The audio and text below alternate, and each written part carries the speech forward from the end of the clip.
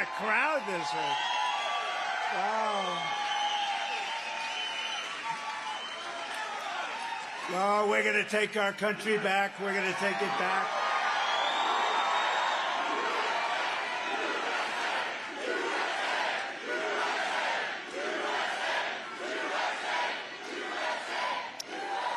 Well, we start by saying, hello, Iowa. This is a great place. We're going to have a big year. Happy New Year, by the way.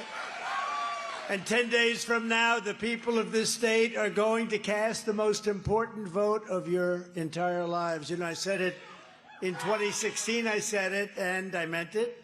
And then we did a great job, and we had a rigged election, unfortunately, but we're going to change that around. We're not going to let them do it.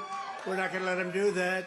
But, you know, there were so many things that we did that I never really said that in 2020. We had a safe border. We had the safest border in the history of our country. So I never said it, really. But now I can tell you we have the worst border. We have the worst president in history. We have a president that can't put two sentences together. We have a president who can't walk off the stage. See this? He can't find the steps. Can't find the steps. Now we have a president who's a great danger to democracy. He really is. He is a danger to democracy, and at a level like few people have seen. By delivering a massive victory in Iowa, you will send a thundering message straight to crooked Joe Biden, the fake news media, a lot of them back there. That's a lot of fake news back there. They had to travel all the way up here. Look at the crowds we have, huh? People outside, too. And all of the evil and sinister people trying to destroy our nation, and that's what they're trying to do, is one of two things. They're either very stupid or they're trying to destroy the nation. And I don't think they're stupid because they wouldn't be able to cheat so well in elections, right? So they're trying to destroy our country. With your vote for our campaign on Monday, January 15th, you will declare that we are going to take back our country. We are going to defeat crooked Joe Biden, and we are going to make America great again. We have to. And it all starts here in Iowa at 7 p.m. It's on Martin Luther King Day. You can't forget. And we're going to do something. And here's the thing. We have these polls that show us we're 35, 40 points up. Forget them. Pretend we're 1 point down, like you young guy in the front with a beautiful hat on. Pretend we're 1 point down. Forget about 35, 40 points up. You know, nationwide, we're 64 points up. Okay, 64 points up. And I think in your state we're like 40, but forget that. Pretend you're down 1 point. What do you think, Mike? Is that good? That's a good idea, right? 1 point down, but you have to get out and vote because it sets a tone. It even sets a tone, frankly, for November, because we have to bring it back from these lunatics that are running our country. Do not stay home. If you want to save America, each and every one of you has to get out. You have to get out and vote. And, boy, I tell you, the biggest risk is you say, you know, we're winning by so much, darling. Let's stay home and watch television. Let's watch this great victory. And if enough people do that, it's not going to be pretty. But we're not going to let that happen. You know, I'm going to be here. You know that, right? I'm coming to Iowa. I'm going to caucus. I'm going to caucus. We're going to be in Iowa. We're not taking any chances, right? You know, they're spending a lot of money. The globalists have given her money. And you know, I know very well she ain't going to do it. I can tell you she's not going to do it. And I know him very well. Both disloyal, both extremely disloyal. Him, I got elected. He was down at like nothing, came over, begged me for an endorsement. You know that better than anybody, right? Begged me for an endorsement. And he helped me a little bit with the impeachment hoax, number one, impeachment hoax, number two, 2 hoaxes. We had about 15 hoaxes. We have currently a lot of hoaxes going on, too. They never stop. And you think they won't do it to them? They would do it to them, too, but they would wilt. They would wilt. But he came over, tears in his eyes, I need your endorsement. And he was losing by like 35 points. It was over. And then, for whatever reason, stupidly, I gave him my endorsement. And he went up like a rocket ship, and that was his only claim to fame. And he ended up getting it. And then I got him past the general election. We did 2 or 3 rallies. They were big, beautiful rallies. And I said, "You're going to win." He said, "I don't think so," because the man he was running against was the hottest politician in the country. I said, "You're going to win. I'm telling you." I could tell by the rallies. The rallies were incredible. And he won. And then 4 years later, they said, "Will you run against the president?" And he said, "I have no comment." I said, "That means this guy's running." And that was the end of him, right? So now in Florida, a poll came out today. I'm at 89 and he's at 9.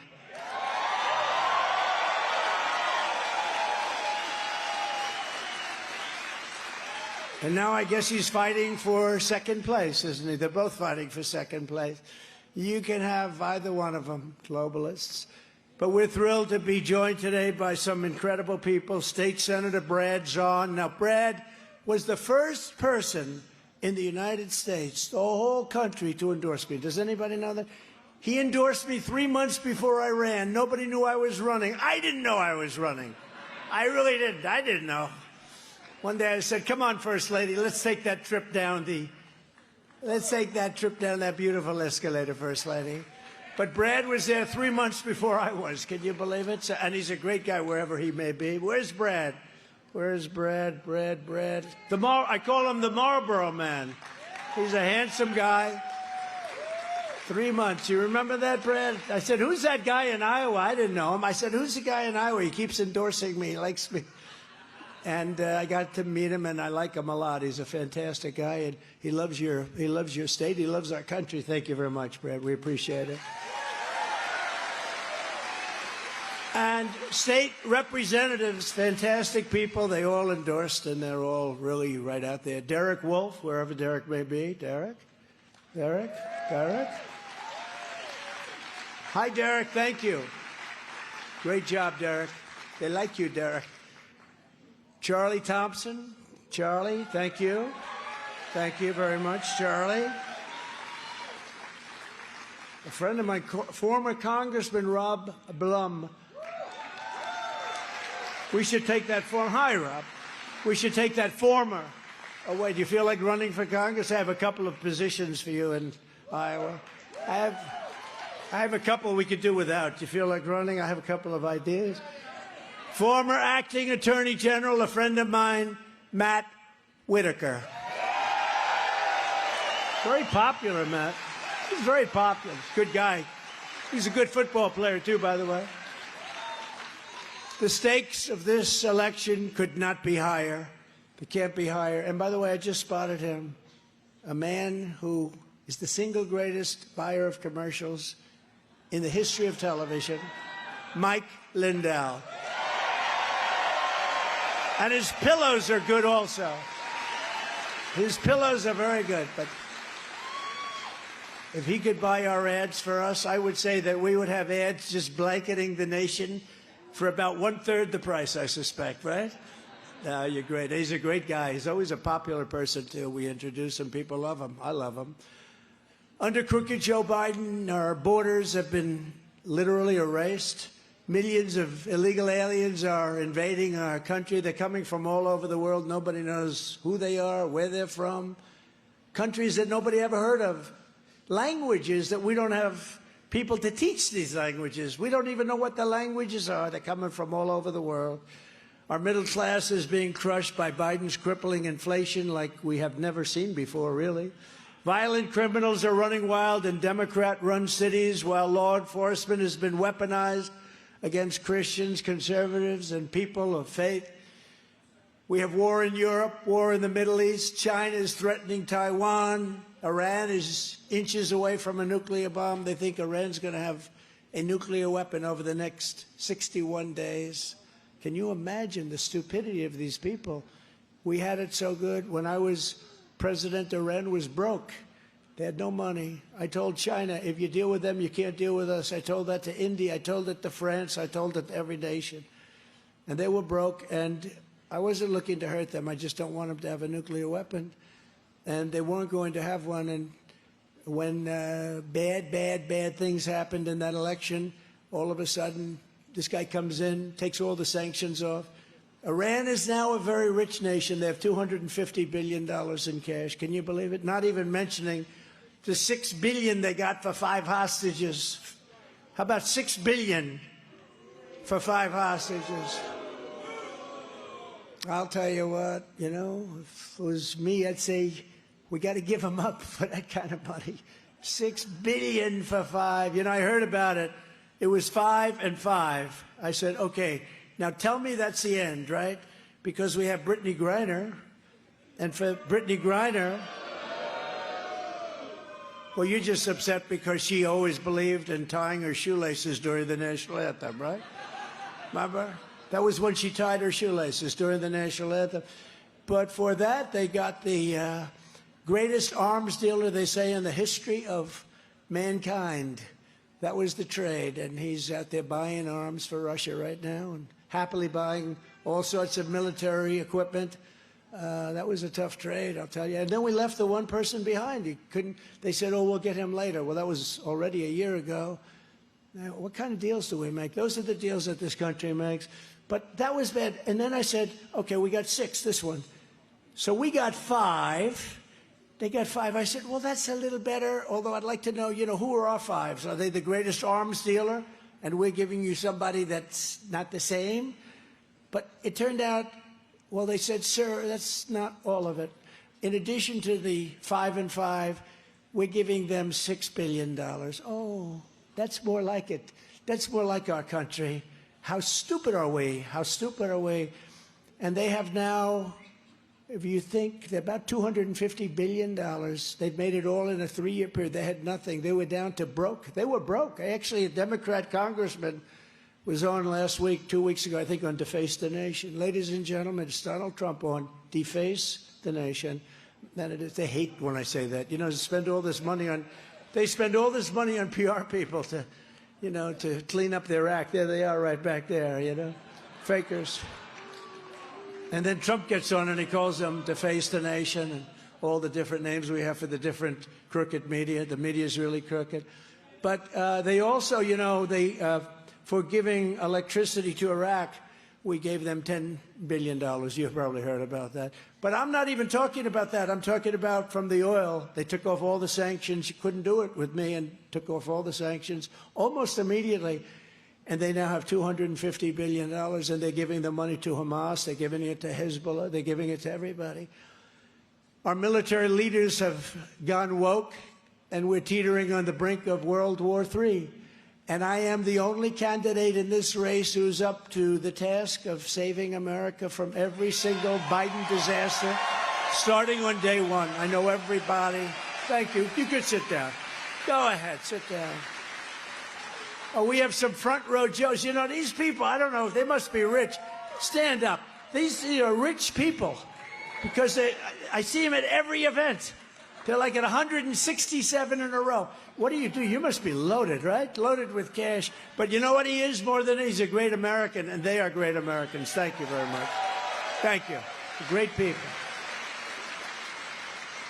Great people. There's at so many events. It's beautiful. We have a lot of people that go to a lot of events. We have people that are well over 100. A group of beautiful ladies from North Carolina, right? They've gone to, I think, 117 now. I say, are your husbands happy with you? I don't know. But they're great people. Since 2016, you have been in this battle side by side. We've worked side by side, taking on the entire corrupt system in Washington like no one has ever done before. Nobody's ever done what we've done. You know, we had, prior to COVID coming in, a gift from China. That was a beauty, right? But we had a meeting with John McLaughlin, the great pollster, and a couple of others, and they said, sir, if George Washington and Abraham Lincoln came back from the dead and they decided to run as president and vice president, you'd beat them by 35 points. Because this country was rocking. We were beating China. You know, I put tariffs. We're taking in hundreds of billions of dollars from China. Nobody had ever, it really slowed them down.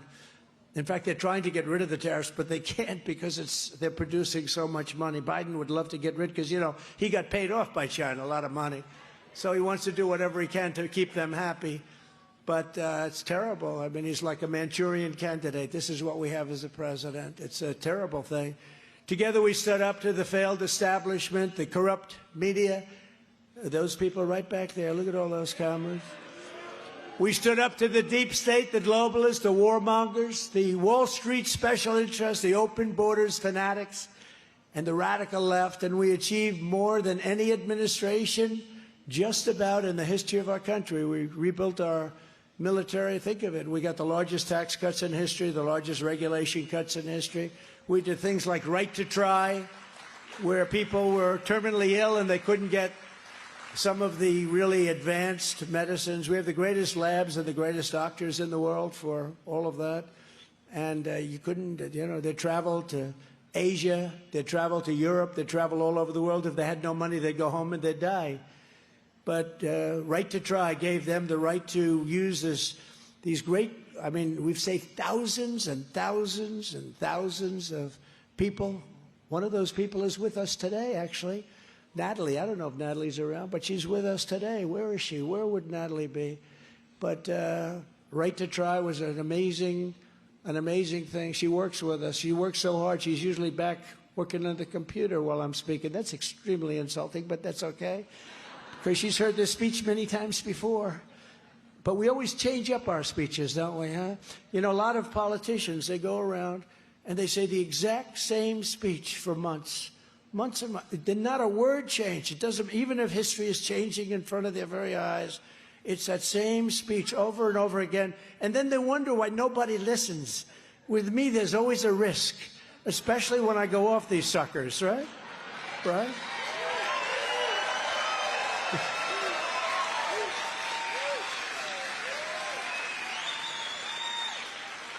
But with your vote in these caucuses, we're going to finish the job once and for all. We're going to do things, and we're going to make history. Look, this is the greatest movement of all time. Make America great again. You know, we had a great election in 2016. We did much better in 2020. We got many millions more votes. We did, you know, I tell people, what was the difference? They said, well, we did much better in 2020. We got millions of more votes. I was told that if we got the same 63, and McLaughlin, who's here someplace, John McLaughlin, if he's around, come on up, John, you can talk about it. I'm sure he didn't expect this, but he's a great pollster, considered, you know, one of the true greats ever. And he said, sir, if you get 63 million votes, the same as we got in 2016, there's no way you can be beaten. So we got 75 million votes, but we got, that's what they say, but we got much more than that. That's what they say.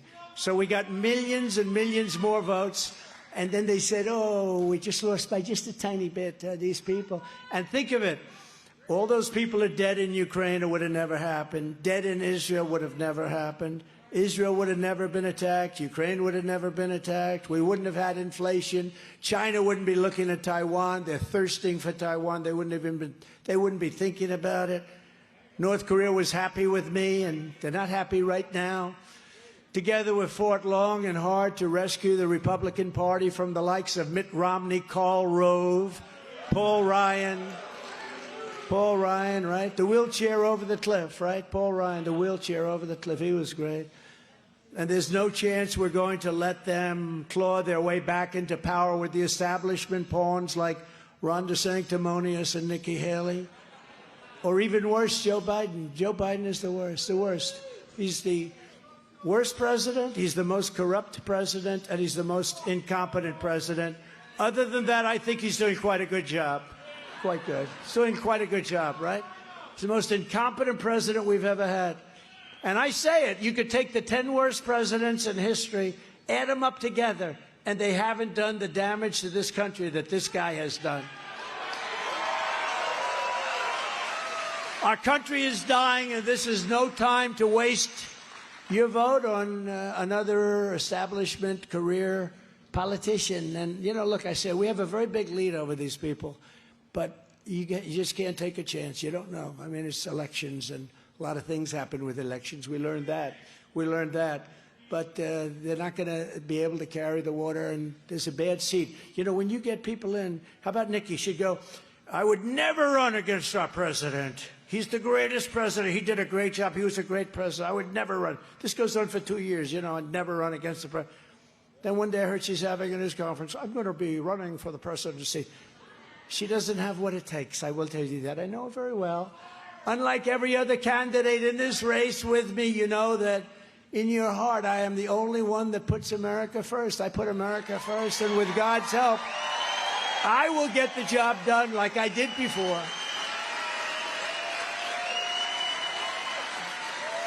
A vote for Donald Trump and the caucuses is a vote to secure our border. It's a vote to stop the invasion. It's an invasion on our southern border. It's a vote to rescue our economy. It's a vote to reclaim our democracy from crooked Joe Biden and his criminal thugs that work with him. It's horrible. The people that work with him are horrible. What they've done with the election, I mean, I got more indictments than Al Capone. Did you ever hear of Al Capone? It's true. Alphonse Capone, the great Alphonse Capone. He was so nasty that if he had dinner with Mike Lindell and Mike smiled, that beautiful smile he's got, Al might think that it was a mocking type smile. Mike would be dead tomorrow morning. Nobody would know. Mike, it would be so painful. He's not into that. But I have worse than Al Capone, okay? And he's about as bad as you get, right? He's a mean guy. This was never in my plan, being indicted for it. I got indicted. I had a period I was being indicted so fast we didn't know where the hell they were coming from. If I flew over in my beautiful plane, I flew over a blue state, the next day I'd get served with a subpoena. But you know, the good thing is probably I'm 25 points higher than I would have been. I mean, we would have won easily anyway, but we're in record stratosphere because people get it. People get it. They've weaponized the Justice Department, and they're a disgrace to the whole world. They're a disgrace. The whole world is watching, and they get it. This election is our last chance to save America. The battle begins in Iowa on January 15th, and Joe Biden's banana republic ends on November 5th, 2024.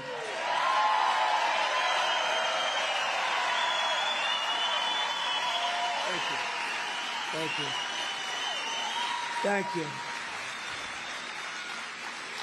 With your help, we're going to bring our country back from hell. Victory cannot come soon enough as we speak. The last remnants of our open border. It's a broken, disgusting, crumbling, horrible border. No country has ever had a border like this. The poorest country in the world never had what's happening. You look at these scenes of millions of people coming across that border. I think it's going to be 15 or 16 million people. That's more than New York State. That's more than almost any state. A couple have a couple more, but they'll catch them in 2 years. It's horrible. People are going into schools now. They're occupying schools. They don't speak the language. They don't even know what the language is. They're sitting with your children in schools. They're occupying the hospital beds. And look, we all have a heart. We don't want that to happen. We don't want bad people to be hurt. But they shouldn't be coming up. They shouldn't be coming here. And the way they don't come here is you say, I'm sorry, we can't take you, so that when they do come, you don't feel so bad about turning them back. But we accept everybody, and we can't take care of them. It's unsustainable for a country. It's unsustainable. This is the largest illegal mass migration in history. There's never been anywhere in the world, there's never been anything like this where 15 or 16 million people are going to come across the border over a short period of time. A record 300,000 illegal aliens were detected crossing the border in December alone. 300,000 in December. In December. We had the safest border in history. Think of it. We had the safest border in history 3 years ago. And now we have the worst border in the history of the world. In the history of the world, there's never been anything like what's happening.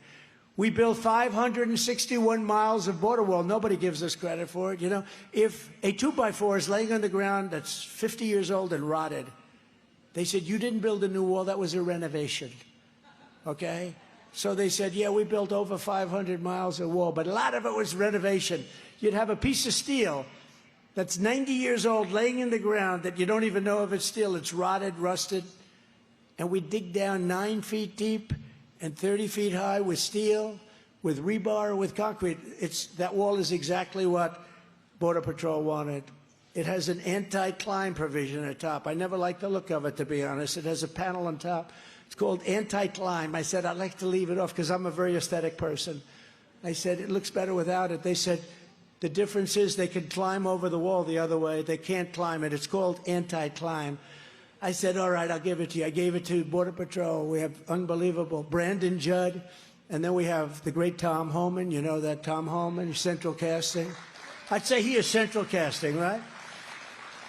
And he's a great guy, and we have incredible people. All they had to do is leave it the way it was. We had the record in like 38 years, the record lows.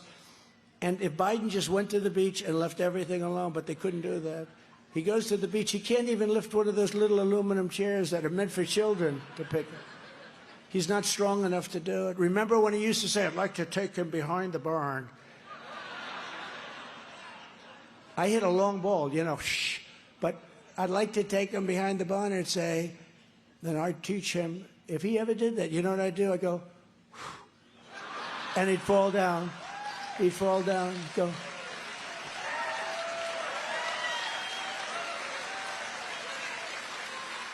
But he used to say that it was fine. If I ever said that, oh, that's terrible, he's a fascist, he's horrible.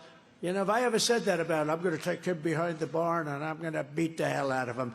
They'd say, he's a fascist, he's horrible. But when Biden says it, oh, isn't that nice? I guess they probably know in that sense, physically he's harmless. And mentally he's harmless too, but he's got a lot of people around him that are bad news.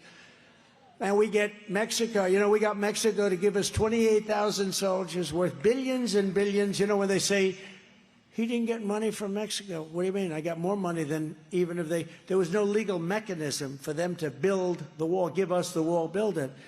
But they could give us soldiers. I got 28,000 soldiers from Mexico. And everyone said that would be impossible. And the head of, you probably heard this story, but the head of the State Department, one of the top people who dealt only with Mexico for 24 years, I think, she said, sir, you're never going to get this. I said, no, I want to get it. We'll get it 100%. She said, you're not going to get it, sir. And she was a good woman. She was just a lousy negotiator. And I said, no, we'll get it. And she said, what else are you going to answer? I'm going to say remain in Mexico. I want everybody to remain in Mexico. And I want catch and release in Mexico, not catch and release into the United States, and about 9 or 10 other things. Then I asked Tom Homan and I asked Brandon Judd, give me the top 10 things. They gave me, so we came in with like 12 items, 10 or 12 items. Every one was impossible. The big one was, we want the soldiers for nothing. We're not going to pay you anything. And the representative of the president, and the president's a great guy, he's a socialist, but he's a great guy anyway, you know. And he came over, handsome man, very good-looking man, dapper. And what can we do for you, President? I said, here's the story. You're going to give us 28,000 soldiers. No, no, no, no, no. We're not going to give you 28. I said, yes, you are 100%. 100%. You're going to give us 28,000 soldiers. No, no, we're not. Yes, you are. Then I said, you're going to give us stay in Mexico. Everyone's going to stay in Mexico. That's the way it is. Nothing you can do about it. Everyone's staying in Mexico. No, no, we're not going to allow that. Yes, you are. 100%. 100%. He didn't know what the hell was going on because he's saying no, and I'm saying, of course you are. And then I said, catch and release, but we don't release them in our country anymore. We release them in your country. No, no, no. And I said, he said, looked at me, he goes, why do you keep saying I'm going to? I keep saying I'm not. I said, you're going to. 100% you're going to. Would you like to make a bet? We'll make a bet. And he said, no, no, I don't understand what you're getting at. I said, here's the story. If you don't give us all of these 12 items, I'm going to put a 25% tariff on every single piece of equipment and car and everything that Mexico sends into our country. And we're going to tariff you at 25%. And after 2 months, it goes to 50%. And after 2 months, it goes to 75%. And that's a lot more money than the cost of the soldiers and the cost of... So they gave us billions and billions of dollars. He said, may I please excuse myself and call the president? I said, good, 5 minutes, come back. So he comes back in 5. Sir, it would be a great honor to give you 28,000 soldiers, sir. Be a great honor to give you, remain in Mexico, sir. Be our honor. We would love to do it. We would love to keep MS-13 in Mexico. You know, we love the roughest gang. So we got everything we wanted. And the woman, I will say this, the woman in the State Department said, I've never seen anything like that in my life. But it wasn't even hard, you want to know the truth. We do many things like that. I did it with France. I did it with a lot of people where they take advantage of our country, and I did it. In France, they were going to charge, you know that story, we're going to charge us 25%, our American companies, if they do business in France. I said, no, you're not. They're not going to do that. I gave it to my people. 2 months later, they said they couldn't make a deal. I said, I'll make a deal. I called up the head of France, you know, Macron. Do you know Macron? He's a very nice guy, Macron. And really a very nice guy. I said, Emmanuel, how are you? He said, fine. I said, I heard you're going to charge American companies 25% to do things in Mexico. Who else are you doing? Well, nobody yet, but we will do other. I said, no, but you're not going to do it, Emmanuel. You're not going to, no, Donald, it has already passed. I said, well, you better unpass it, because if you don't unpass it, you're going to pay a 100% tariff on all wines and champagnes that are shipped into the United States starting tonight. No, you cannot do that, Donald. You cannot do that. I said, I can do that. In fact, I'm just signing it right now. No. Okay, Donald, look, okay, we're not going to do it. That was the end of it, Mike. That was the end of it. It was so easy. And I could tell you 200 things like that. I could tell you 200 things like that. I could tell you about aircraft carriers where they use electric catapults. They couldn't go to the steam, which works better for about 1/100th the price, you know, the electric catapult. You know that story. I could tell you about the elevators on a tremendous aircraft carrier, the Gerald Ford, and they decided not to use hydraulic like a John Deere tractor. They decided to use magnets. We're going to use magnets to lift up the elevators with 7 planes on them. We need them fast, these massive elevators. They used magnets. They wanted to try it for the first time. This was a ship that was supposed to cost $2.5 billion. It cost $19 billion and didn't work and still doesn't, right? You know.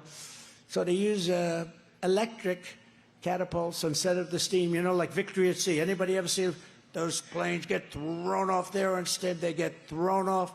It's been great for 60 years, but now we decide to go with all electric. You know what you did? Hey, Biden must have been involved in that, right? He must have been. So I said, I visited the carrier because I wanted to know, you know, it's only about 7 years late, actually, and costing a fortune, totally out of control. So I go, and they had me meeting an admiral. I said, I don't want to see the admiral. I want to see the people in charge of the catapult. They're catapulters. So these guys come out, one guy named Bill Jones. Bill, hi, Bill. What do you do? Sir, I'm a catapulter. And he's proud of it, too. He's great. I said, so tell me about the electric catapults. He said, they're no good, sir. They don't work. And if they break, we have to send to MIT to get a genius to come in and fix them. Whereas the steam, I could fix it with a hammer and a blowtorch. And when the steam got hit with a wave, which we do a lot, sir, those waves are bigger than these ships. He said, when the steam got hit with a wave, sir, it didn't have any impact. In fact, it was nice. We loved it. When the electric gets hit with a little piece of water like this, you could drop it with a glass. That's the end of that system. I said, so you're saying it's so good. Why did they go to it? Because, sir, it goes back and forth, back and forth. You could do it every time. But the only problem is, sir, it takes us 99 seconds to load it. So it doesn't help that it goes back. And during that 99, the steam builds up. So a little complicated, but it was pretty simple, actually. I said, so which is better? Tell me. Sir, the steam is much better. And they had a $900 million cost overrun on these stupid electric catapults that didn't work. They had an almost $1 billion cost overrun on the magnetic elevators. Think of it, magnets. Now, all I know about magnets is this. Give me a glass of water. Let me drop it on the magnets. That's the end of the magnets. Why didn't they use John Deere? Why didn't they bring in the John Deere people? Do you like John Deere? I like John Deere, but with the hydraulic, right? So I said, you're wasting your time. You ought to get rid of it. And then I was angry about it because this thing cost, I think, $18 billion. Can you believe one ship? There's never been anything like it. What a disaster. But one ship cost $18 billion. It was totally out of control. I said, bring in the architect. I want to see the architect. He walks into my office 2 days later. I said, have you ever designed a ship before? Well, not too much, sir. Can you believe this? He's doing the biggest ship. I think it's the biggest ship in the world, actually. It's like landing at Kennedy Airport. And it's amazing. I said, tell me, you moved the tower, you know the tower that's always in the center and hanging off the side, and it looks great like the Roosevelt and the other aircraft. We built the tower in the back. And I don't know if you know anything about, by the way, this is more interesting than listening to teleprompter stuff, right? Don't you know? Because it's business. It's like business. But so here, just to finish it up, I said, so let me ask you, for the pilots here, the hardest thing you can do as a pilot is land on an aircraft carrier, because it's big and powerful. They look so big. But when they're in the middle of the Atlantic Ocean or the Pacific Ocean, and you got waves going 15 different ways, and this thing's rocking all over the place, despite all of the stuff, it still rocks like a son of a gun. Actually, some of the greatest pilots can't do it because they may be claustrophobic. So I said, by moving the tower back, you're making that area much thinner to land, and they already have a big problem landing. It's very hard to land a plane on an aircraft carrier. You really have to have talent. So I said, by moving the tower back, because the middle of the boat is the widest part. Now the tower hangs out over the sea, but this thing came right to the back. And I said, by doing that, you're really making it much tougher for the pilots because it's a much narrower runway. Does that all make sense? I said, why did you do that? Nobody's ever mentioned that to us, sir. I said, I don't do this professionally, but I'm very good at design. I said, I also don't like the look. I like the, these things with, boom, they're hanging way out over the side, and you have a much more room. Then I asked him one other question. What are all those rooms on the bottom under the tower? Sir, that's for the storage of ammunition. Oh, I see. So the poor captain or admiral sitting up on the deck, if they hit the ammunition, that guy's gone. The tower goes up like a rocket ship, right?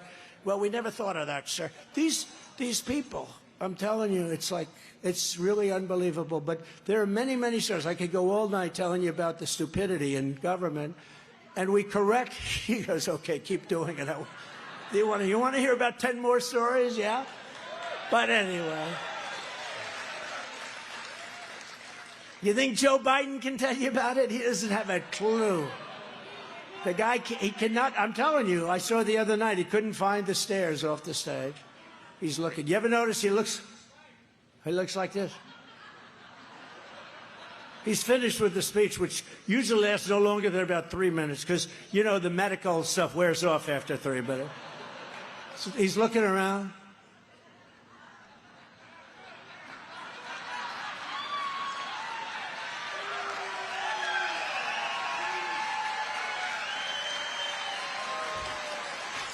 And the problem with doing that, I just told another group, we had a couple of meetings today, pretty nice ones in Iowa, but I just told the other group, the fake news is so crooked that when I do that, we're going to have a little fun. I do that, then they say, Donald Trump was unable to find his way off the stage. It's true, Mike. They do that. They say he's unable to find, or when I mimic him talking, not a good talker. He's not a good talker. So when I mimic him sometimes talking, they show me mimicking, and they say, Donald Trump was unable to get the words out today. No, this guy we got a bad guy. He's a bad guy, actually. They try and make him like, oh, he's not a nice person. I mean, he will go after his political opponent in a campaign, indict him 4 times. Today we got charged $370 million fine on a perfect loan. Nobody ever even heard of such a thing, using a statute that's disgraceful. These people are corrupt people, and they're bad people. They're actually very bad people, and we can't let them get away with it. We better win this damn election. I'll tell you, this country's finished. It's finished.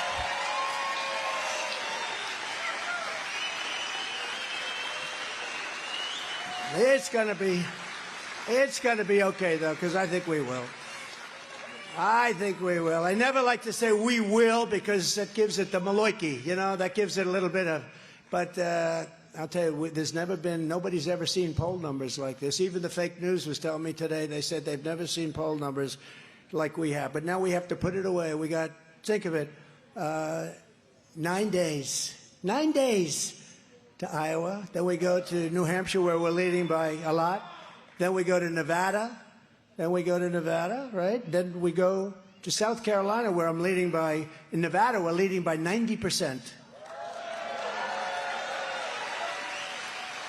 They might not even show up. Then we go to South Carolina, which is so great. Great governor there, Henry McMaster. You know, the reason I chose Nikki is I wanted to get her out so Henry McMaster, who's the lieutenant governor, who endorsed me, and he was great.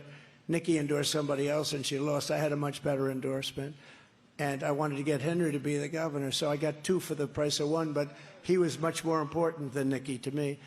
But Ron DeSanctimonious, Nikki Haley, and the rest of the pack will never be able to do what I do and what all of these people do. You know, they're all ready to come back. They say, sir, as soon as you're back, Tom Homan called me the other day, sir, we're all ready to go on the border, and they'll do that thing. They'll fix that border so fast. They'll fix it so fast. And they wouldn't do it for anyone else. They wouldn't even do it for anyone else. We had, think of it, we had the safest border in the history of our country, and then they destroyed it like overnight, and people just coming in by the millions and millions. And a lot of people don't understand it, because how can that be good? How can it be good? It's so bad for the country, and I think they really are doing it because they want to sign these people up to vote. I really do. You know, I never would have believed it. They can't speak a word of English for the most part, but they're signing them up. They'll be signing them up, trying to get them in to vote. I think that's why they're doing it, because there can't be any other reason. Nikki Haley has been in the pocket of the open borders establishment donors for her entire career. Now, Nikki Haley's campaign is being funded by Biden donors. Did you know that? You got a lot of Biden donors. They're giving a lot of money because they want to take out Trump, because in the polls, I'm the only one that beats this guy. Can you believe that? Anybody should beat him. See that young man sitting right there? He's like 7 years old, not you, right behind. He's 7 years old. He should beat him. I'd vote for him.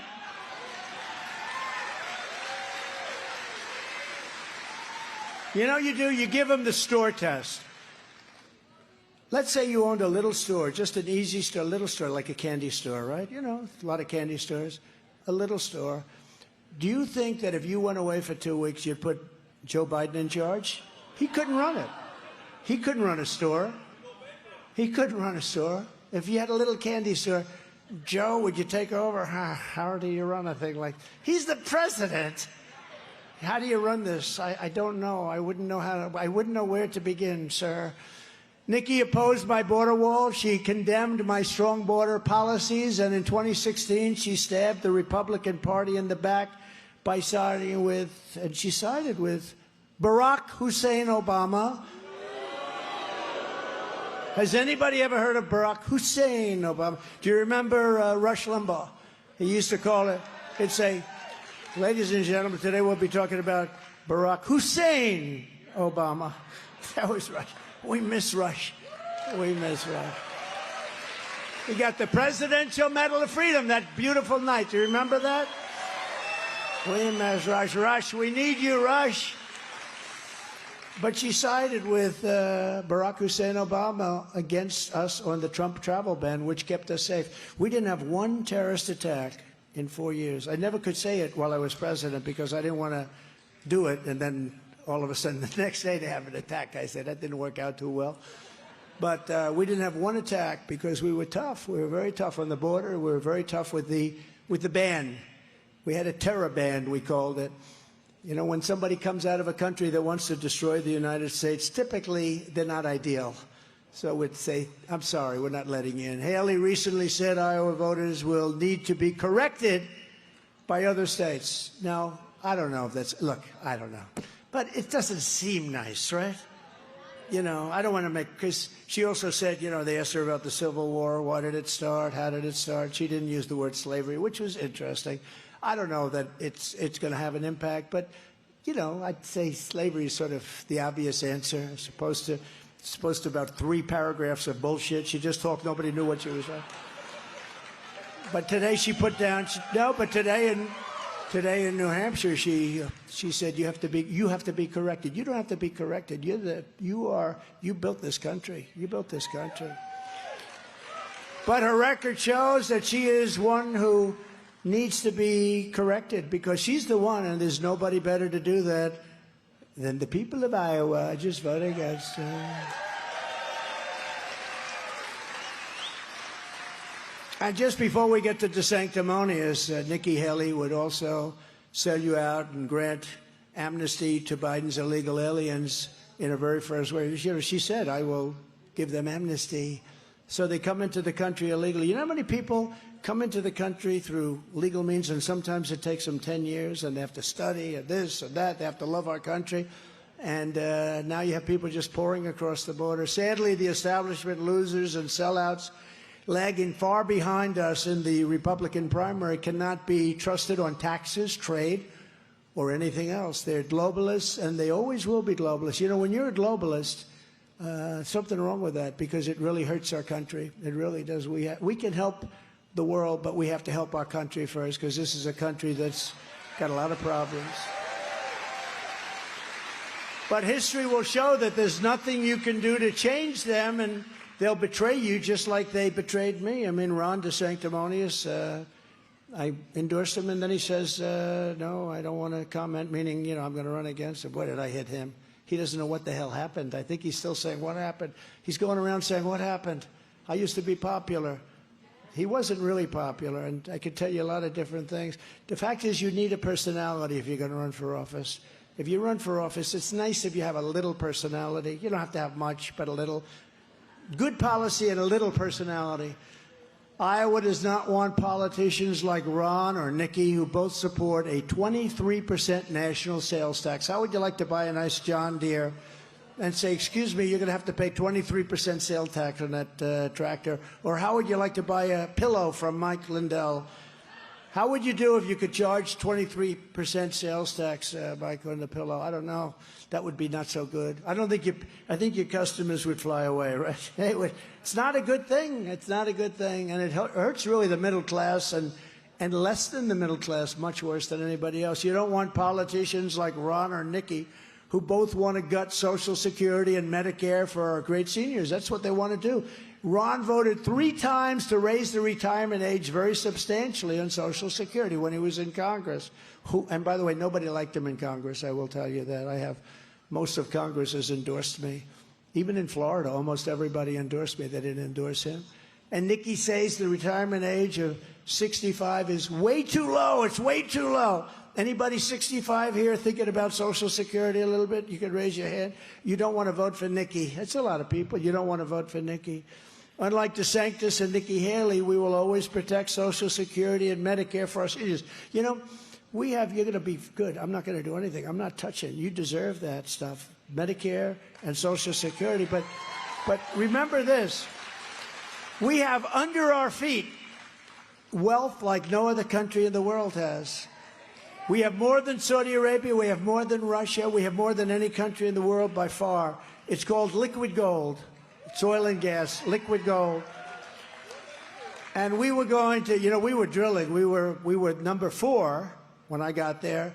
And when I left, we were substantially number 1. And we were going to be doubled up what Russia was and what Saudi Arabia. They were number 1 and 2.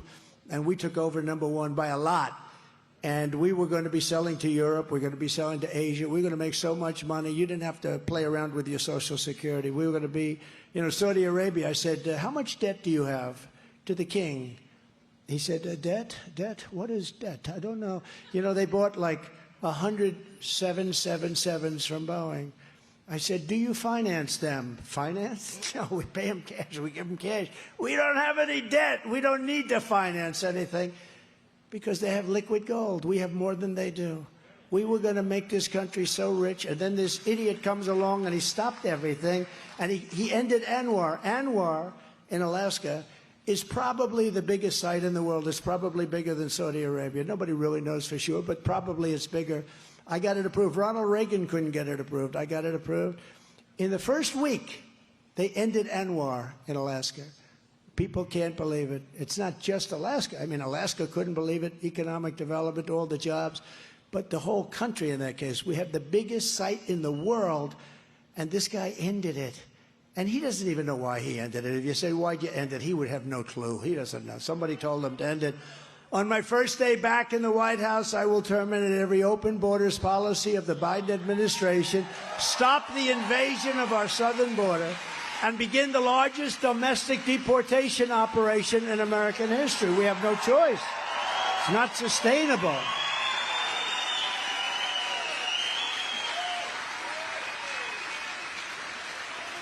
I will shift massive portions of federal law enforcement to immigration enforcement, and we will immediately restore and expand the Trump travel ban on entry from terror-plagued countries. We don't want people from terror-plagued countries. And not one thing has gotten better, if you think about it. What has gotten better under crooked Joe Biden? Nothing. Everything's, I mean, the whole world is laughing at us. No respect, you know. Remember our great comedian, no respect, right? I have no respect. This is like the country. He's talking about our country. No respect. And they respected us. I'll tell you, they respected us. Again, Russia would have never done Ukraine, never, in a million years. Number one, they wouldn't have done it because we had the oil prices low, but they wouldn't have done it even beyond that. You know, oil went up to $100 a barrel. They made a fortune on that. They made a fortune. I had it at $40, and if it stayed at $40, then it would have. There was no reason why it should have gone up. So we wouldn't have had Russia going into Ukraine. We wouldn't have had China drooling over Taiwan. You know, they're drooling over Taiwan. Israel would never, ever have been attacked. It's just all of it. We wouldn't have had inflation. We would have had a great economy. It's incredible what these people have done. It's amazing if you have a competent president, if you have the right president. It's amazing what the right president can do. But we did things that nobody believed. We rebuilt our military. We did things. We knocked out ISIS, you know. We beat them. Everybody said, well, it'll take 4 to 5 years. I did it in like 2 months with General Raisin Kane, right, Mike? General Raisin. What's your name? Kane, sir. What's your real name? Kane, sir. Well, do you have a first name? Yeah, they call me Raisin. I said, wait a minute, your name is Raisin Kane? I love you, General. This is the General I'm finally looking, not Millie and not all these characters from these television people that don't know what the hell they're doing. Under the Trump administration, you were better off, your family was better off, your neighbors were better off, your communities were better off, and our country was better off. America was stronger, richer, safer, and more confident than ever when you had me behind that beautiful Resolute desk in the Oval Office. The Resolute, you know, it's a beautiful desk, a beautiful, beautiful desk with incredible history. You know, they give you a choice of 7 desks when you go and you're president. You have 7 desks. They have these incredible vaults in the White House and in storage areas, and they have different desks. But the Resolute desk to me was so beautiful. It was such a great history. So many great presidents sat behind it, and I chose that. And I'll tell you, your country did really well when I was sitting behind the Resolute desk. You were doing really well. Really well. And we'll do it again. It's no wonder Biden and the far-left lunatics are desperate to stop us by any means necessary. They're weaponizing law enforcement for high-level election interference. It's all election interference. The only thing is, so far, I mean, who knows? Does this go on? So far, they've been great for us. In fact, they don't know what's going on. I heard they were going to indict me 2 more times, 6. I think I must have a record. Who the hell got indicted 4 times? 2 more times, and they said to from what? Don't do it. Don't do it. We're going to indict this guy into the White House. Don't do it. Please, please. They're calling. Please don't indict him anymore. But it's true. It's like the craziest thing because people get it. You know, they see it. You fight an election. They fought my election. They're still fighting 2016. They all fought it. Everybody in the House fought it. All the Democrat senators fought it. They didn't get indicted. They didn't get sent to jail. The boxes. How about the boxes hoax?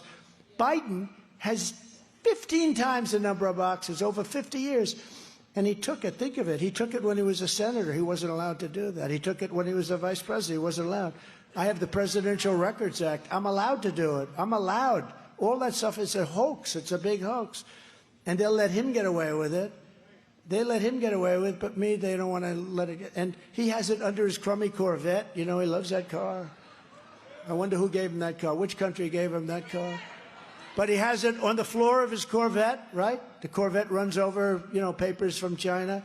It's very interesting. Classified information from China. He sends it to Chinatown. What's that all about? And then it gets sent from Chinatown all over the place. And then they said, oh, he's been cooperating. He's been wonderful. No, he hasn't been wonderful. What he did was, there's a senator named Dick Durbin. None of you would hear of him. He's pretty unimportant. But Dick Durbin, a senator, he said, if he took classified information when he was a senator, that's really, really serious. Wow. I can't he did. Then Dick Durbin said, oh, really, it's not that bad, you know, when he found out.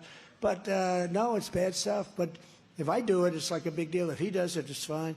It's just incredible the way we have a two-tier system of government. We're going to have to change it.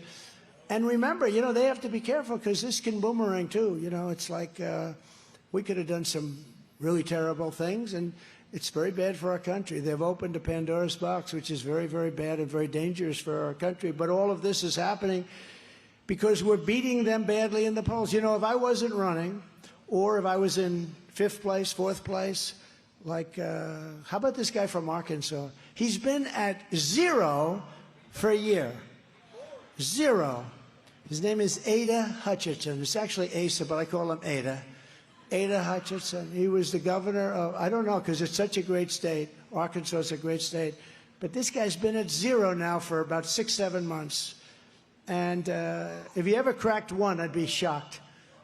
He's got 0 going for him. He's a nasty guy, too. He's a real fresh, nasty guy. But what keeps a man like that running? He's at 0. He goes around campaigning. Oh, you see him. Did anybody ever meet him here? Ada Hutchinson. Were you impressed? No. Who's more impressive, Trump or Ada? You tell me. Now, think of it. He's at 0. He actually, the other day, he had a 0, and the arrow was pointing left. That means he was at less than 0. You know what I figure that is? Less than 0? That's crooked votes. In other words, that's when they actually take away votes. So that would be 0 less. That's good. He knows exactly what I'm talking about. In the new morning console poll, which is a big deal, we're trouncing the Republican primary field. Trump is at 66, DeSanctimonious at 11, and Haley at 11. You know, they had a poll the other day where Trump was at 71. Think of it. And Haley was moving up a little bit, like 2 points. I moved up 8 points. She moved up 2 points. And Ron DeSanctimonious went down 2 points. And the headline was, Haley surges. She was at 11. I was at 74. But she went from 9 to 11. She took over first place by 1 point. And the headline was, Haley surges. It's unbelievable how bad the press is. And it's dangerous for our country, actually, because the press is supposed to be honest, you know, just like the elections are supposed to be honest. We're also leading big here in Iowa, but again, we don't want to take anything for granted, but we're leading by about 40 points in Iowa, but we just can't take that for granted. I don't even want to tell you how well we're doing. I don't want to tell you. I don't want you to walk out of here saying, you know, he's leading by a lot. Let's not bother to vote. Let's watch on television, darling. In the general election, we're crushing Crooked Joe by historic margins in Pennsylvania, Michigan, Nevada, Arizona, Georgia, and North Carolina, Ohio, and Florida. You know, if you win Florida, Ohio, and Iowa, do you know this? There's never been a president that lost the election. Thank you very much, President Trump. They say I lost. If you win, think of it. You're a part of the equation. Historically, lots of elections, right? If you win Florida, Ohio, and Iowa. Now, I won each one in a landslide, okay? So it wasn't even winning. Won plenty of other states, too, that people don't quite know about. But if you win those 3, there's never been a president that lost an election except me. Except me. It's an amazing thing. It's a terrible thing. And the people of the country know exactly what happened, and we're going to do it. We're going to do it again. We're going to win a 3rd time, and we're going to straighten out the country. We're going to straighten out the country.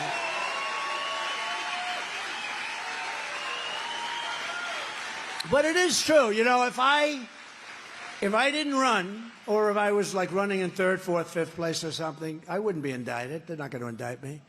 They go after the one in 1st place. You know, they're not stupid. They go after the first. And a lot of people say, they ask me 2 questions.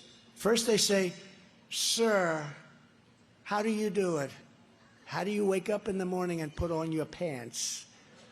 And I say, well, I don't think about it too much. I don't want to think about it, because if I think about it too much, maybe I won't want to do it. But I love it because we're going to do something for this country that's never been done before, because this country is finished if we don't win. If we don't win, and you're going to have a stock market crash if we don't win. The stock market's only going up. Do you ever notice that when we go up in the polls, the stock market goes up? It's only because it's a short time.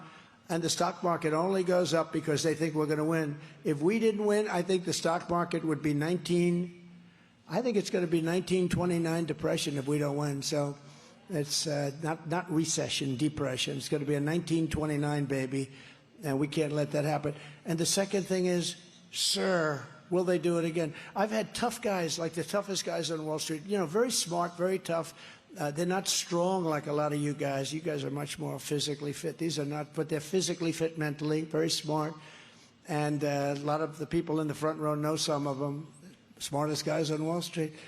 And really, you know, mentally very strong. They say, how do you do it? These people come at you with subpoenas every day. You go before grand juries. You go before, you have this big slob in New York asking you to pay $370 million penalty for a perfect loan. You had a perfect loan. It was paid. Everything was perfect. I gave the money because the bank wanted. You know, that's what they do. The banks want to loan money. And because my balance sheet is so strong, and because my statement, we had an expert witness. He said, it's the best financial statement he's ever seen. And then this person, and it's only political persecution or prosecution. But the next question they say, though, is will it happen again? Those two questions, usually in that order, but sometimes, but that's it. And we're not going to let it happen again. You should all stay in those voting booths. You should stay there and watch it. If you see bags of crap coming into the voting areas, you got to stop it. You can't let it happen, because these guys are crooked as hell. They know how to cheat, and they have no shame. They have no anything. They are crooked as hell. And you can't let it happen, because we're not going to have a country. If they take over this country, if they have another 4 years, I don't know that you're going to get by another 10 months. I mean, you know, 10 months is a long time when you have a grossly incompetent person running something. You could end up in a world war with this idiot. You could end up in a world war because he has no clue what the hell is happening. And his people don't have a clue either. And they're smart. They're vicious. They're smart. They're communists. They're fascists. But they're smart and they're vicious. But they're the ones running. He doesn't know what the hell he's doing. But they run it, and they're bad people. The radical left Democrats rigged the presidential election of 2020, and we're not going to allow them to rig the presidential election of 2024.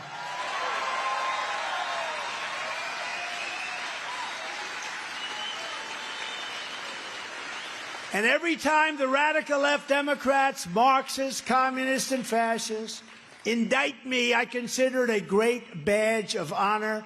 I'm being indicted for you. Thank you very much. I appreciate that, but that's true. But never forget, our enemies want to take my freedom, because I will never let them take away your freedom. I'm not going to let them do that. Not going to. They want to silence me because I will never let them silence you. And in the end, they're not after me, they're after you, and I just happen to be standing in their way. I'm in their way. Oh, they would love to get rid of me. They would love to get rid of Trump. Let's get rid of that guy. Do you ever notice where they say, because they're great disinformation people, oh, we really want to run against Trump? You know, because they obviously see you're 60 points up or something. It's like, you know, most people would say, like, when's this two very foolish people, when are they getting out? When do they get out? But, you know, they have an ego, too, and they maybe won't get out for a few states, but it looks like we're in very good shape. But just think about it. All of this is going on, all of this, and they always say, we really want to run against Trump. See, it's disinformation. They're the party of misinformation and you know the difference? There's a slight difference. I won't bore you with it, but there is a difference, but I use them both. Misinformation, disinformation. So I beat Hillary in a big shock. I did much better against, in those days I called him Sleepy Joe Biden, but I like Crooked Joe. I think it's a more accurate term. Sleepy Joe's good, but Crooked Joe's better. So I took that name off Hillary. You know, I called her Crooked Hillary. Now I call her Very Beautiful Hillary because she's meaningless. So what I do, so what happened, that was a great day for Hillary when I took that name off, Crooked Hillary, right? It was a good name. I didn't know, I never liked it that much, and all of a sudden it grew. You know, sometimes they grow. A lot of people didn't like the name De Sanctimonious. They thought it was too long. I said, I think it's good. That one turned out to be very good. And we have an abbreviation, De Sanctis, because you can't keep saying De Sanctimonious. So if you say it more than once in a paragraph, you go De Sanctis. But I will tell you that we have a chance to make our country so great. We have one chance, and if we don't take this chance, this country is doomed. It's doomed. A country can be doomed. Other countries were the talk of the world, and fairly short time later, you look at the Roman Empire, you look at the British Empire, you look at so many different empires, they were not even thinking about doom. And this country's not far away. If they had it for another few years, and honestly, even 11 months, it's just too long. So many bad things can happen. This is far more important, a campaign. This is the greatest political movement in the history of our country. Make America Great Again, MAGA. You know, I was going to call it CAG, Keep America Great. But our country is not great. This is not we're laughed at all over the world. We don't do well in anything. We have people that go, they don't know. You know, they went to Mexico the other day. Now, I told you my Mexico story, but their story is Mexico wants us to pay them $5 billion. Pay them. They're going to pay them $5 billion. So Mexico wants $5 billion to help us on the border. Think of that. They're not going to pay. They would never even ask me for that. They would just hope. They would just hope that I was a nice person. But they want $5 billion to work with us on the border. And it's Mexico's fault, and it's other countries' fault, too. But it's really our fault because we're really led by very stupid people. Together, we'll once again fight for Iowa families and Iowa farmers, just as we did. I got you $28 billion. $28 billion. I get a lot of heat, you know. Hey, it's great to be on a Friday night, right? You don't have to go to work tomorrow. I do. You know what I have to do? I have to make speeches in Iowa tomorrow. I have to go to work. Oh, I could be home in one of those beautiful places. No, but I have to. But it is great to be. Is there any better place to be than a Trump rally? And actually, this isn't even a rally. This is a beautiful group of people. But there's really nothing like it. I mean, because there's love. There's love all over the room. Unlike Crooked Joe, who wants to dramatically increase the estate tax or the death tax, I virtually eliminated the unfair death tax. I did eliminate it essentially for almost everybody in this room, saving countless family farms and small businesses from destruction. You know, when you died, if you have children, great children that you love, if you don't love your children, it doesn't make a damn bit of difference. Don't leave them. Don't give them the money. But if you love your children, who loves their children? Okay. Who doesn't love their children? Oh, she raised her hand. Now, if you don't love your children, don't listen. This is just a waste of words. But if you do, you want to leave the farm, you want to leave the business, you have no estate tax.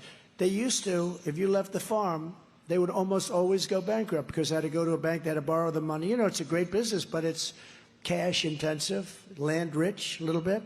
We all know that through real estate, right? But farms are great, but they're, you know, it's tough. So you leave the farm to your kids, you love your kids, you say goodbye to your kids, they're great.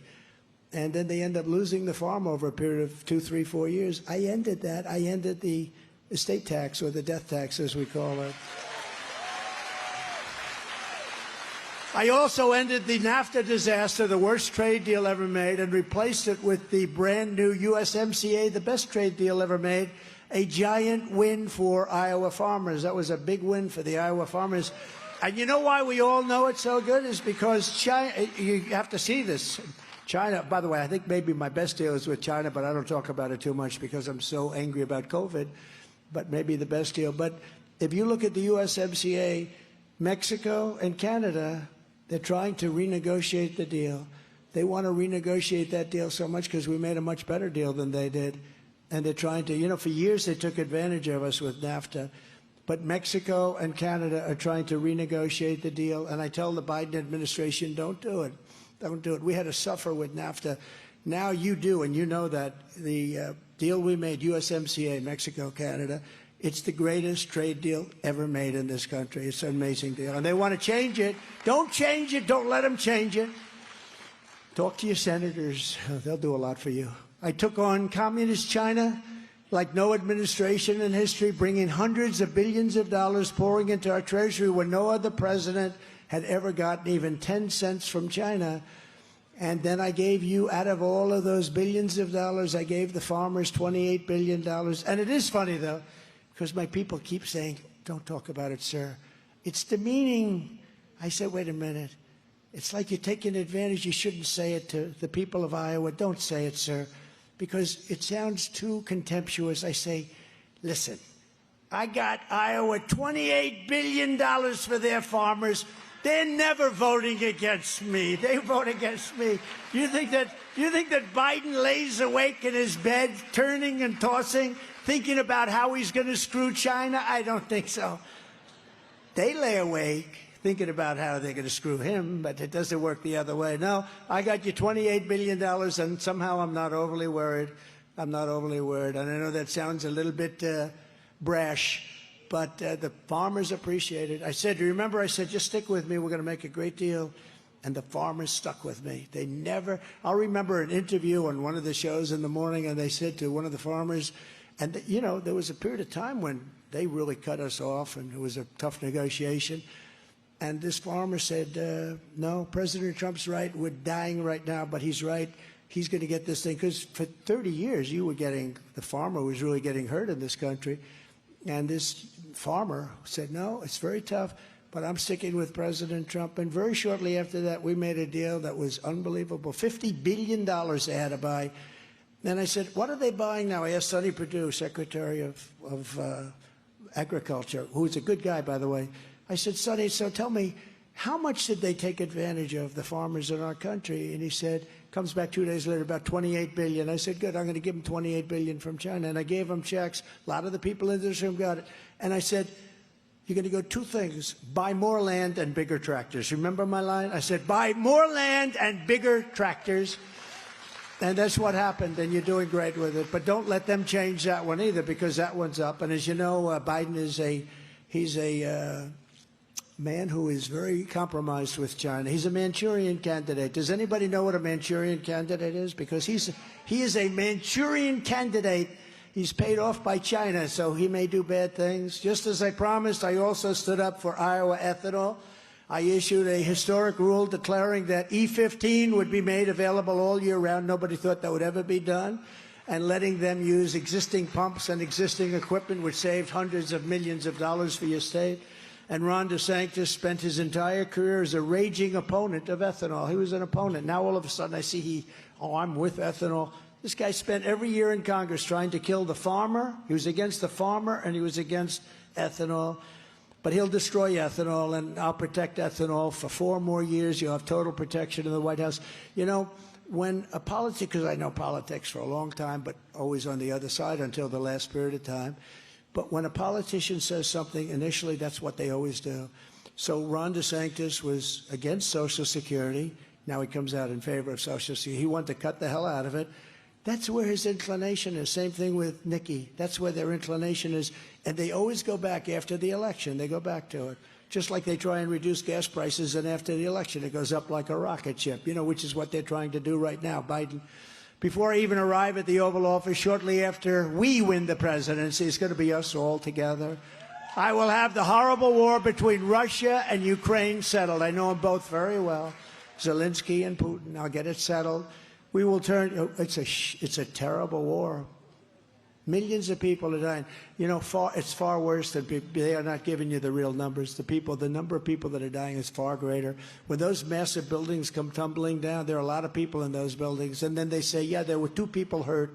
No, there were a lot of people killed every time a rocket hits a building. It's terrible. But we'll get it settled quickly. We will turn the page forever on the days of foolish, never-ending wars that squander American blood and treasure in distant foreign lands, and we will restore peace through strength. We can do it. We can do it very easily. We don't have to go out and lose our young people and our wealth. And I'm the only candidate who can make this promise to you. I will prevent World War III. You are very close to World War III. Very close. Very close.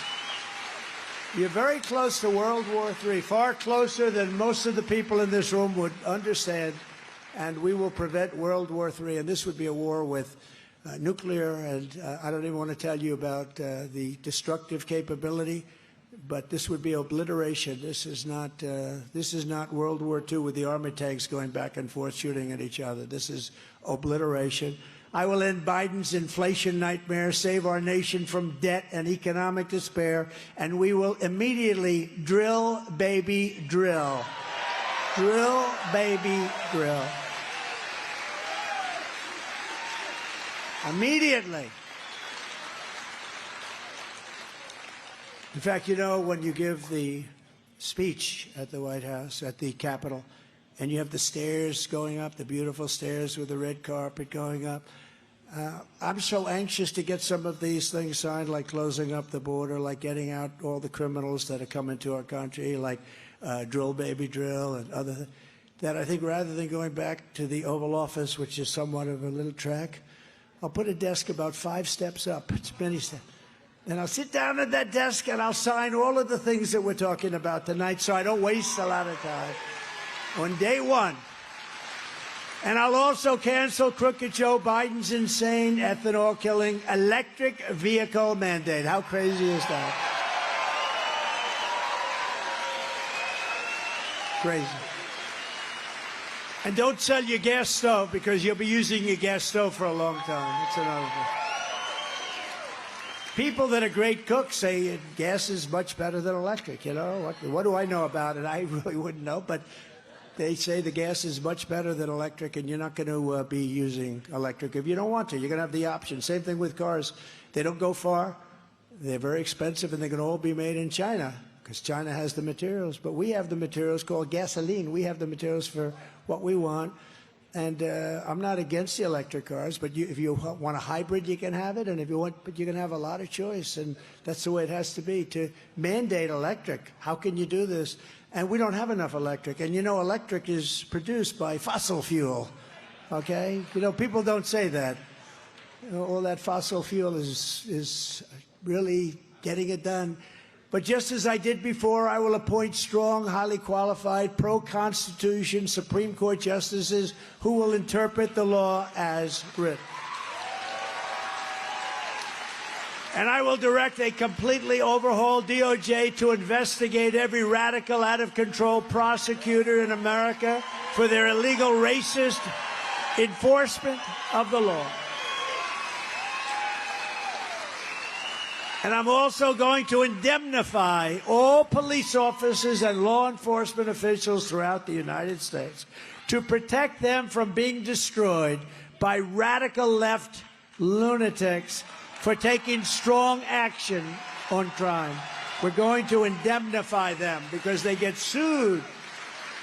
And a lot of police departments now, they say you have to protect yourself. You have to go out and hire your own lawyer to protect. Can you believe it? We're going to indemnify them and some of the departments themselves. We're going to rebuild our cities into beacons of hope, safety, and beauty better than they have ever been before. We'll have to work with the Democrats. They're all running these decaying cities. The cities are decaying. They're crime-ridden. They're crime-infested. Every one of them is run by a Democrat. Safety will again be restored so that children can go outside and play in the park without being beat up, molested, or shot. And we're also going to federalize Washington, D.C. It's become hell on earth. 3 people were killed last night. People are being shot every day in Washington, D.C. Graffiti all over the beautiful white marble columns. Slum areas that are so bad you can't walk through them. But you can't even walk through the best areas without being molested or shot, beat up by thugs. We're going to take over Washington, D.C., and we're going to make it great again. We're going to make it beautiful and safe. We're also going to fight to give you much better health care than Obamacare, which is a disaster. You know that because it's so expensive. It's out of control. It's out of control. And I'm not saying anything about Obama. If maybe we'll make it better, maybe we'll change it. But you're going to have much better health care at a much lower price. And you don't have that now. On day one, I will sign a new executive order to cut federal funding for any school pushing critical race theory, transgender insanity, and other inappropriate racial, sexual, or political content onto our children. And I will not give 1 penny to any school that has a vaccine mandate or a mask mandate. And I will keep men out of women's sports. Can you believe we even have to say that? Can you believe we even have to say that? Did you hear now they want to box against men? They want to box. I know something about that. They want to box. They don't want to. I think the men probably don't mind it, actually. But they want to box now. How stupid, how crazy. You even have to say this. So many of the things that you're saying today, if you ever said them 10 years ago, they say, why do they even say that? Like, I will give you back your parental rights. Of course you have your parental rights. They took away your parental rights. They're giving them to school boards. I will fully uphold the Second Amendment, which I've done better than anybody. And we will protect innocent life, and we will restore free speech. And almost the most important, I will secure our elections. Our goal will be one-day voting with paper ballots and voter ID, right? But until then, Republicans must win. And I will say that Republican governors should switch to paper right now. I don't know why they're not. You know, they should switch. They're Republicans. They control the state. And if they do have that kind of control, they ought to switch over. Many states that have really good control, they ought to switch over to paper ballots. It's all watermarked now. It's really incredible stuff, what you can do with paper. Paper is actually high-tech. But paper you can switch over to it, voter ID you want. Why wouldn't they want voter ID? You know, the Democrats fight you on voter ID. You know why? Because they want to cheat. They don't want to have voter ID. Everything has everything has an identification. Even the Democrat National Convention, when you walked into that, the last convention they had a sign. It was like a painting on the front. It had your picture from 4 different angles. It had everything about you, and that was for their convention. But for voting, they don't want you to have any identification whatsoever. It's only for, very simply, they want to cheat. They cheat like nobody has ever cheated before.